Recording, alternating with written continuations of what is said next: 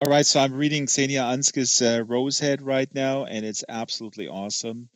It is so wacky and so good and so precise and so resonating with me, although I'm not a 12-year-old girl.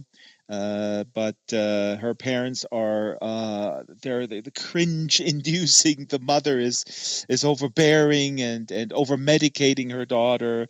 The father is German and escaped to the United States to escape his grandfather who runs this Rose Empire, sort of like me. No, my father doesn't run any empire. But I just want to read you a quick excerpt. This is hilarious. So she's discovering this sort of conspiracy or the secret behind possibly what the roses are all about. This girl Lilith, and her mother is usually really unforgiving and really harsh. Take your pills and very very incapable of connecting emotionally. By the way, the reason why I'm standing here is of course I wanted to have some little backdrop, but that's besides the point.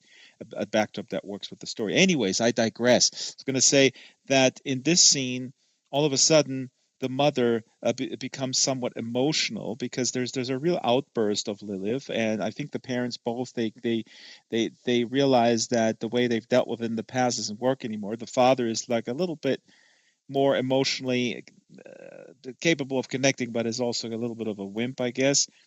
So she refuses to take her pills. The mother says, all of a sudden, unexpected, she says, uh, "I know you don't like me much," Gabby whispered. Gabby is the mother.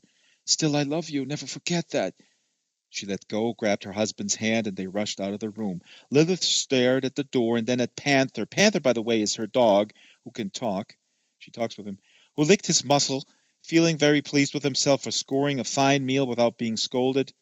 "Can I pee on them?" he asked hopefully, sniffing the tablets. Those are the ADHD tablets.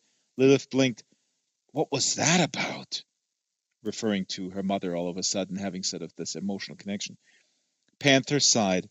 "That, madam, was about parental love dispersed liberally in an alarmingly short amount of time due to strenuous circumstances that forced the display of such affection in order for the child." Panther. Pardon me, in order for the adolescent to feel secure despite the typical familial chaos and lack of appropriate agreement between parents as to how they should deal with their delicate daughter who is extremely sensitive. Okay, I get it," Lilith interrupted, eloquently said. "Thank you," says Panther. "I'll take it as a compliment. Now, however, I ask you to please put out all this out of your adolescent head. We've got business to attend to, my dear Holmes." Panther stuck out his chest importantly. "Why, my dear Watson, I'm happy you're willing to continue our investigation."